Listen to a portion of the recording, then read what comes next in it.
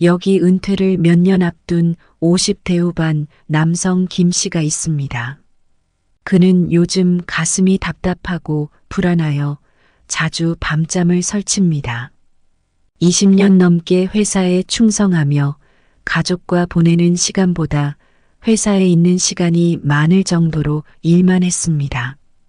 열심히만 살면 노후에는 안정된 생활을 할 수 있을 거라고 믿었지만 막상 이제 남은 것은 약간의 퇴직금과 막막한 미래뿐입니다. 노부모 부양에 아이 둘 키우며 집 대출금 갚느라고 모아둔 돈도 없이 카드값만 늘어나는데 설상가상으로 자녀들은 독립은커녕 대학생에 취업준비생입니다. 점점 체력도 예전 같지 않고 총기도 흐려지고 자신감도 떨어집니다. 이렇게 대책 없이 나이만 먹다가는 칠순거지가 남의 일이 아닌 것만 같습니다. 빛나는 노후를 꿈꿨건만 빚 많은 노후만 남는다더니 김 씨의 한숨은 오늘 밤도 깊어만 갑니다. 경제협력개발기구 OECD는 2009년부터 회원국들의 노인 빈곤율을 공개해 왔는데 안타깝게도 한국이 매년 1위를 지켜오고 있습니다. 대한민국은 2020년 기준 66세 노인 인구 가운데 가처분 소득이 전체 인구 기준 중위소득의 50% 이하를 뜻하는 빈곤율이 40.4%입니다. 이는 OECD 회원국의 평균 노인 빈곤율인 14.4%를 크게 상회하고 있는 것입니다. 한국의 노인들이 빈곤에 시달리는 가장 큰 이유는 역시 미성숙한 연금 시스템 때문인데 특히 국민연금 가입률이 낮았던 초고령 노인의 연금 수급액이 매우 적습니다. 76세 이상 노인이 66세에서 75세까지의 노인보다 가난했고 여성 노인이 남성 노인보다 빈곤율이 더 높았습니다. 이는 여성의 평균 수명이 남성보다 더 긴데 반해 연금 수령액은 남성보다 적기 때문입니다. 노후 대비를 함에 있어서 여성이 더욱 철저하게 준비해야 하는 이유입니다. 돈 없이 나이 들면 살아서 지옥을 보게 됩니다. 젊을 때 펑펑 쓰고 나서 60대, 70대 되어서 후회해봐야 이미 늦습니다. 적어도 50대부터 구체적인 노후 계획을 세우고 그것을 지키기 위해 이를 악물고 노력해야 합니다. 그렇다면 노후 빈곤의 위험에서 벗어나 안정적이고 행복한 노후를 보내기 위해 우리는 어떻게 해야 할까요? 이와 관련하여 50대 이후에 절대 하면 안 되는 돈 씀씀이 4가지에 대해 알아보겠습니다. 50대 이후에 절대 하면 안 되는 돈 씀씀이 첫 번째는 바로 묻지마 투자입니다. 최근 매스컴을 떠들썩하게 달군 홍콩 ELS 사태에 대해 들어보셨나요? 홍콩 ELS 사태란 홍콩 H지수를 기초자산으로 하는 주가연계증권 ELS에서 대량 손실이 발생한 사건입니다. 은행 직원의 말만 믿고 홍콩 ELS에 투자했다가 한 푼 두 푼 애지중지 모아온 노후 자금이 반토막 난 사람이 한둘이 아닙니다. 예금을 들기 위해 은행을 방문한 노년층을 각종 감언이설로 꼬드겨 고위험 투자 상품에 가입시키는 일이 어제 오늘은 아닙니다만 이번에는 그 규모가 상상을 초월할 정도로 거대해서 심각한 사회 문제가 되었습니다. 돈을 모으기는 힘들지만 잃어버리는 것은 한순간입니다. 잘 알지도 못하는 은행 상품에 덜컥 가입해 피 같은 노후 자금을 날린 70대 박 씨. 원금을 2배로 불려주겠다는 지인의 말에 속아 다단계로 전 재산을 털리고 빚까지 진 60대 진 씨. 건설사 말만 믿고 원룸이나 오피스텔 등 수익성 부동산에 투자했다가 목돈이 물려버린 60대 이 씨, 은퇴 후 전업투자로 노후 대비를 하겠다고 주식에 손댔다가 살던 집까지 경매 넘어가 이혼하고 고시원에서 혼자 살고 있는 50대 후반 황 씨 등 많은 사람들이 한순간의 잘못된 선택으로 노후 빈곤이라는 최악의 결과를 맞이한 것입니다. 투자에 앞서 돈 공부, 즉 금융 지식을 꾸준히 쌓아야 합니다. 은행이나 보험사, 각종 투자 모임 등 사람들의 불안 심리를 이용해 자신들의 이익을 취하려 하는 하이에나들이 도처에 넘쳐나는 세상입니다. 투자를 꼭 해야 한다면 충분한 공부를 한 뒤에 전체 자금의 3분의 1 정도만 여러 분야에 조금씩 투자하여 위험을 최대한 분산시켜야 합니다. 그리고 때로는 투자하지 않는 것이 최고의 투자인 경우도 있음을 반드시 명심해야 합니다. 50대 이후에 절대 하면 안 되는 돈 씀씀이. 두 번째는 자녀에 대한 과잉 지원입니다. 자식에게 돈 뜯기지 않는 것이 최고의 노후 대책이라는 말이 있습니다. 자식에게 돈 빌려주고 못 받으면 아들이 아들 새끼가 된다는 농담이 더 이상 농담으로 들리지 않는 시대를 살고 있는 것입니다.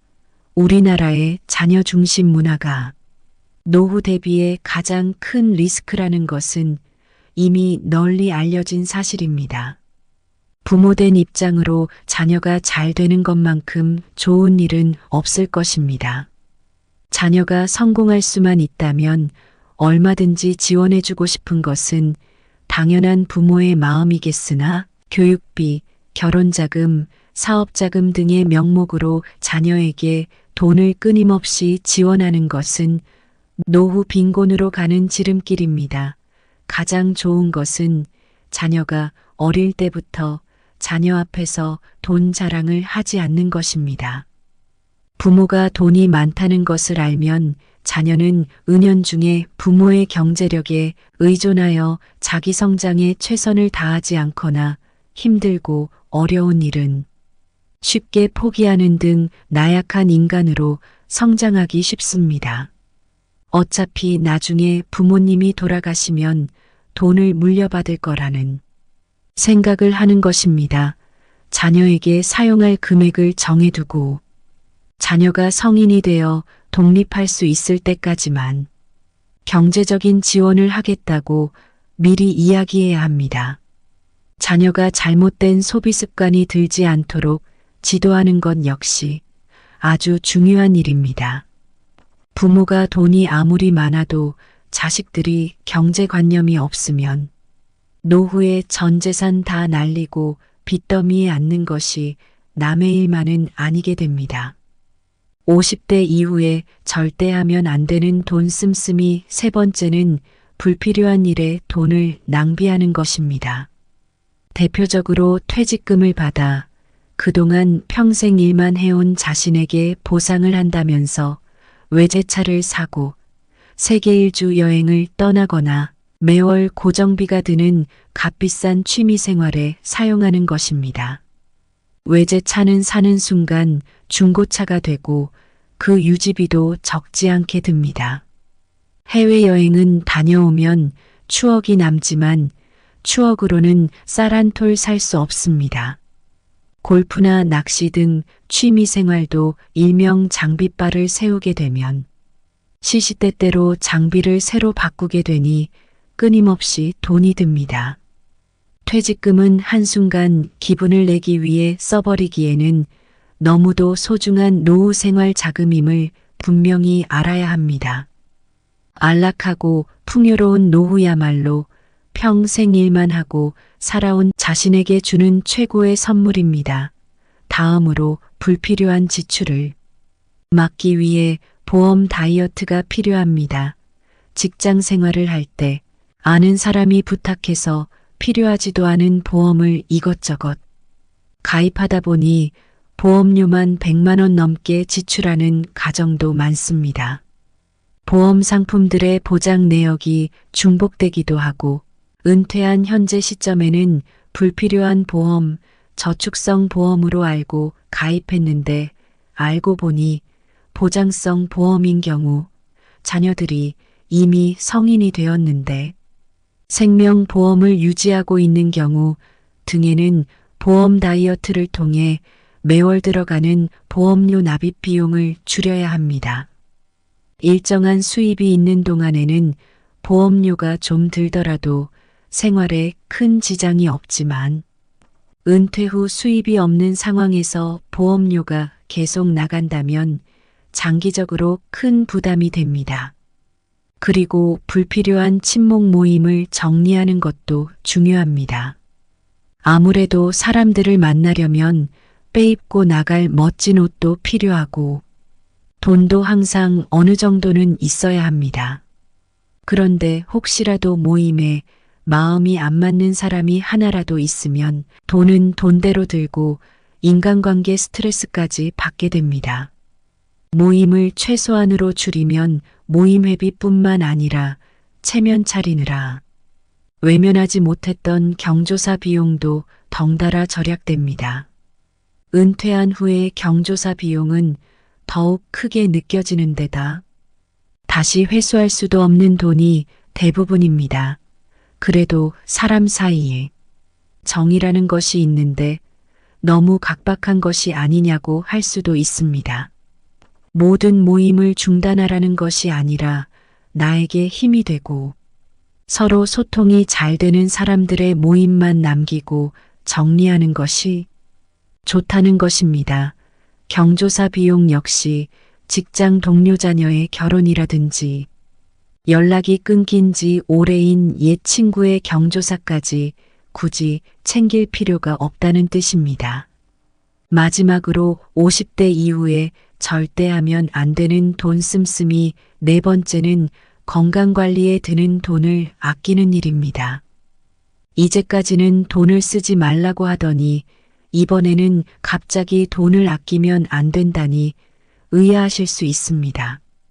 우리가 노후 계획을 세울 때 가장 변수가 되는 것이 하나 있는데 그것이 바로 의료비 지출입니다.